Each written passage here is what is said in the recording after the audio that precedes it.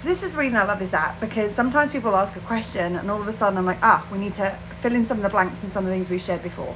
So what if you are feeling bad about something that you couldn't do anything about? Maybe it's a condition you have like BPD or Tourette's, or maybe an accident that was caused by something happening to you, maybe a stroke or a heart attack or something like that. What do you do in that situation?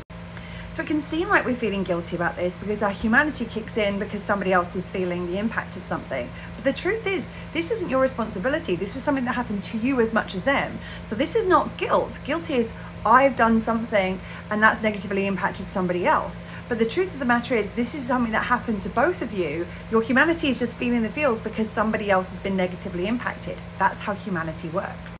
So the reason that we often confuse this for guilt is for one of two reasons. The first is that we normally feel this feeling when guilt is appropriate. So as in when we have done something that has negatively impacted somebody else. So what happens is that we're used to this feeling being associated with a situation where we need to apologize. But the truth of the matter is, an apology is only appropriate if it was actually our responsibility.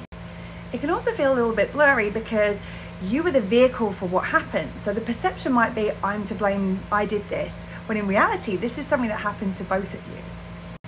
So this situation is really, I feel bad that this happened to us both.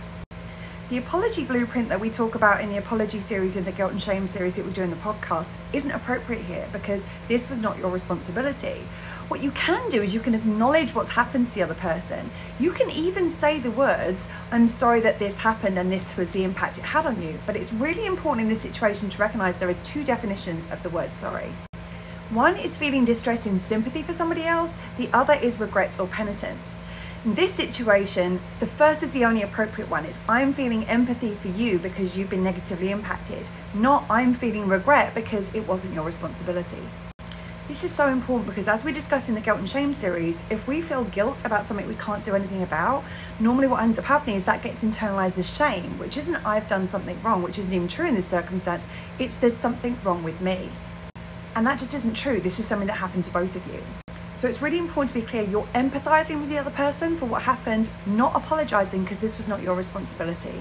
The other thing that's really important is to acknowledge how you've been impacted and how your needs have been impacted by this situation happening. This was something that happened to you as much as them, so you need to process what's happened and take care of yourself and your needs accordingly based on the impact to you. In situations like this, we tend to very much focus on supporting the other person and on blaming ourselves when we're just as much in need and worthy of support in this situation as the other person is. Giving ourselves this acknowledgement and support is one way that we support our self-worth, as well as reinforcing this was something that happened to us, not something that we are responsible for.